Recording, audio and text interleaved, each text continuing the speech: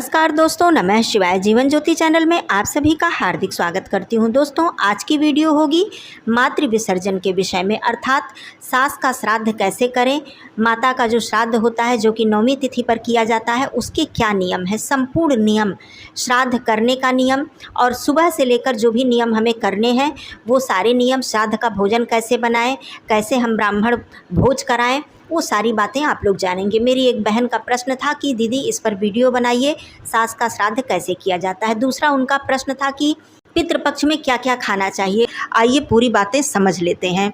तो देखिए, सास का श्राद्ध 9वीं तिथि को किया जाता है। 2024 में 9वीं तिथि 25 सितंबर दिन बुधवार को पड़ेगी, मतलब 9वीं का श्राद्ध इसी दिन किया जाएगा। वैसे तो अष्टमी तिथि है इस दिन, लेकिन 9वीं तिथि दोपहर 12:11 से प्रारंभ हो जा रही है और श्राद्ध के लिए हमें दोपहर के बाद की तिथि लेनी है।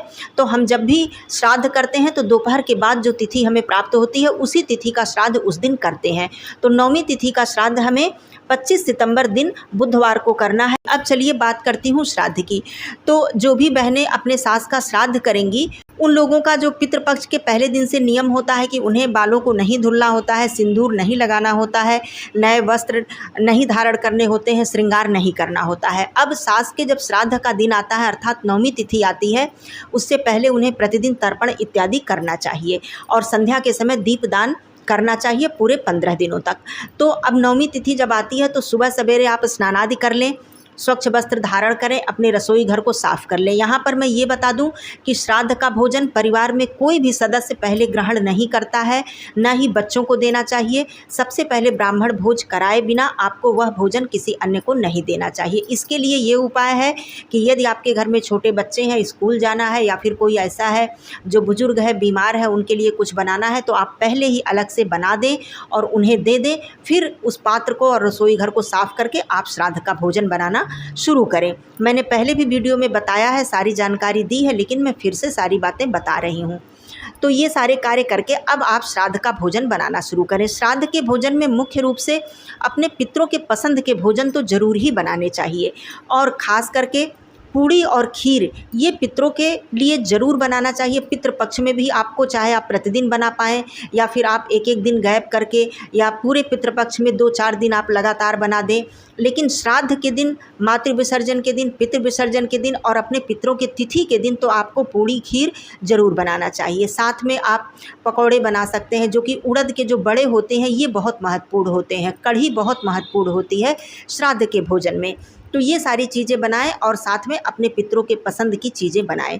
अब मुख्य रूप से यहाँ पर मैं ये बता दूं कि क्या नहीं बनाना चाहिए। तो श्राद्ध के भोजन में या फिर पितृपक्ष में आपको बैगन का प्रयोग नहीं करना चाहिए, मूली का प्रयोग नहीं करना चाहिए, काला नमक, सरसों का साग, बासी भोजन, लहसुन, प्याज, इन सारी चीज़ों का प्रयोग नहीं करना चाहिए। मसूर की दाल का प्रयोग नहीं करना चाहिए। हींग का प्रयोग मना किया गया है शास्त्रों में। वैसे तो शास्त्रों में बहुत सारी ऐसी चीज़ें हैं, बहुत सी ऐसी सब्जियां हैं जो मना की गई हैं। शास्त्रों में कहा गया है कि जो पेड़ों पर, मतलब ऊपर उगती हैं सब्जियां, मतलब पौधे पर उगती हैं, उन्हें खानी चाहिए। ज़मीन के अंदर की सब्जियां नहीं खानी चाहिए, लेकिन इतना नहीं हो पाता है सभी लोगों से। तो बैगन की सब्जी ना खाएं, मूली गाजर ना खाएं, लेकिन इसके अलावा और सब्जियां आप बना सकते हैं। सरसों तेल भी मना किया गया है, लेकिन यहाँ पर साग इत्यादि आप ना खाएं। सरसों तेल, क्योंकि सारे व्यंजन तो घी में नहीं बनाए जा सकते और उतना स्वादिष्ट भी नहीं लगता है कि सभी व्यंजन को हम घी में बनाएं। तो जितना भी व्यंजन आप घी में बनाना चाहें बना सकते हैं, नहीं तो मैं यहाँ पर कहूँगी कि सरसों तेल आप प्रयोग कर सकते हैं। हींग का प्रयोग मना किया गया है, काला नमक का प्रयोग मना किया गया है। तो ये सारी चीज़ें वर्जित करते हुए आप शुद्ध सात्विक भोजन तैयार करें। भोजन तैयार करने के बाद अब आगे क्या करना है।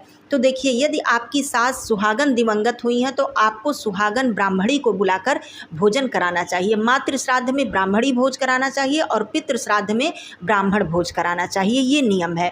और यदि आपकी सास मतलब विधवा दिवंगत हुई हैं, उनके पति नहीं थे उस समय जब वो दिवंगत हुई, तो आपको किसी विधवा ब्राह्मणी को बुलाकर भोजन कराना चाहिए, ये नियम है।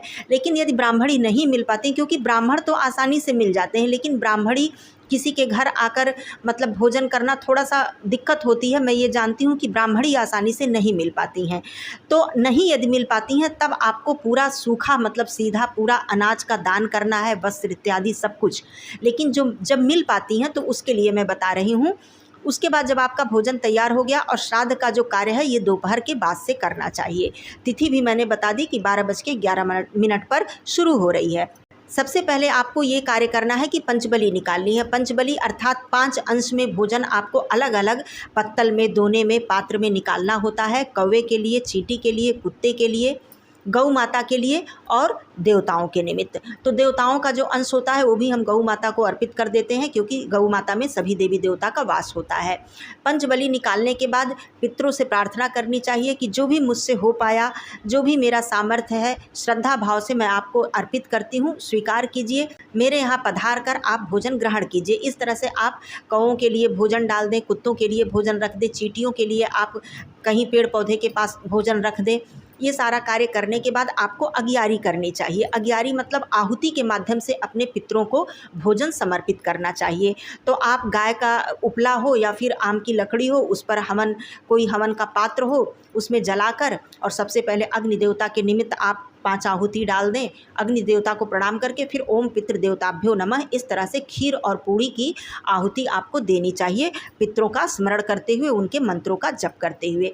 अब ये कार्य करने के बाद जब आपके घर में यदि ब्राह्मणी आती हैं तो सबसे पहले आप उन्हें प्रणाम करें, उनका चरण स्पर्श करें, उन्हें आसन पर बिठाएं और उनका श्रृंगार करें। यदि सुहागन ब्राह्मणी हैं, आपकी सास सुहागन थी, तो आप उनका श्रृंगार करें, उनके बालों में तेल लगाएं, कंघी करें, सिंदूर लगाएं, आलता लगाएं, उन्हें चूड़ी पहनाएं, नया वस्त्र दें पहनने के लिए। यदि वो पहनती हैं तो ठीक है, नहीं तो वो वस्त्र उन्हें आप ऐसे ही दे दें, और यदि वो पहन लेती हैं तो वो वस्त्र पहन कर ही आप भोजन कराएं। इस तरह से उनका श्रृंगार करना चाहिए, उनकी सेवा करनी चाहिए।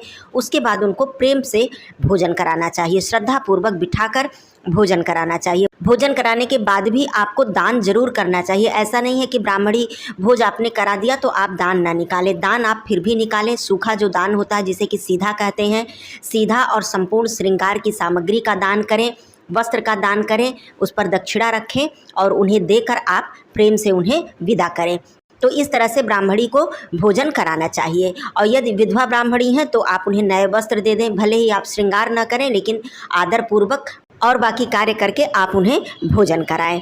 तो इस तरह से ब्राह्मणी भोजन कराने के बाद, सारे कार्य संपन्न होने के बाद आप अपनी त्रुटियों की क्षमा मांगते हुए इसके बाद आप स्वयं भोजन ग्रहण करें। यहाँ पर बार बार मैं ये कहती हूँ, हर वीडियो में बताती हूँ कि श्राद्ध का मतलब ही श्रद्धा होता है। यदि आप थोड़ा भी कर पाती हैं और वो श्रद्धा से करती हैं तो वो आपके पितरों तक अवश्य पहुँचता है, आपके पितृ तृप्त होते हैं। और यदि आपके मन में श्रद्धा नहीं होती है तो आप ज़्यादा से ज़्यादा भी कर लेती हैं तो इससे कोई लाभ हमें नहीं मिलता है। तो इस तरह से श्रद्धा भाव से अपने सास का श्राद्ध करें। अब इसके बाद ही आप परिवार के जो लोग हैं वो लोग भोजन ग्रहण कर सकते हैं। कोई गरीब हो, आपके आसपास असहाय हो, कोई ऐसा हो भूखा हो, तो उन्हें भी आप भोजन जरूर दें। ये सारा कार्य करने के बाद अब आपको भोजन ग्रहण करना चाहिए। अब जो माताएं बहनें हैं, मतलब जो सास का श्राद्ध करती हैं, इसके बाद अपने बालों को धो सकती हैं, आलता लगा सकती हैं, सिंदूर लगा सकती हैं, क्योंकि इसके पहले उन्हें बालों को नहीं धोना होता है। अब जो जीवित पुत्री का व्रत जो बहनें रहेंगी, मतलब इसी दिन जीवित पुत्री का व्रत भी है, तो वो लोग अपना नियम पहले ही की होंगी, बालों को धुली होंगी, सिंदूर लगाई होंगी, क्योंकि उन्हें व्रत रखना है और व्रत के दिन ही श्राद्ध करना है। तो जो बहनें जीवित पुत्री का व्रत नहीं धारण की हैं या उनके यहाँ नहीं रखा जाता है यह व्रत, तो वो लोग सास का श्राद्ध करने के बाद ही बालों को धुलें, सिंदूर लगाएं, ऐसा नियम है। उसके बाद पितृ विसर्जन के बाद आप बालों को धो सकती हैं। ये है संपूर्ण सास के श्राद्ध करने का नियम। तो इस तरह से सास का श्राद्ध करना चाहिए और अपने पितरों का आशीर्वाद लेना चाहिए। लेकिन दीपदान और तर्पण आपको पूरे 15 दिनों तक, यह कार्य आपको पितृ विसर्जन तक अवश्य करना चाहिए। तो दीपदान और तर्पण करना ना भूलें। दोस्तों, तो ये सारी बातें थी सास के श्राद्ध के विषय में, मातृ विसर्जन के विषय में। और भी कोई प्रश्न हो तो ज़रूर पूछिएगा। फिर मिलती हूँ अगले वीडियो में। तब तक के लिए धन्यवाद। नमः शिवाय। हर हर महादेव।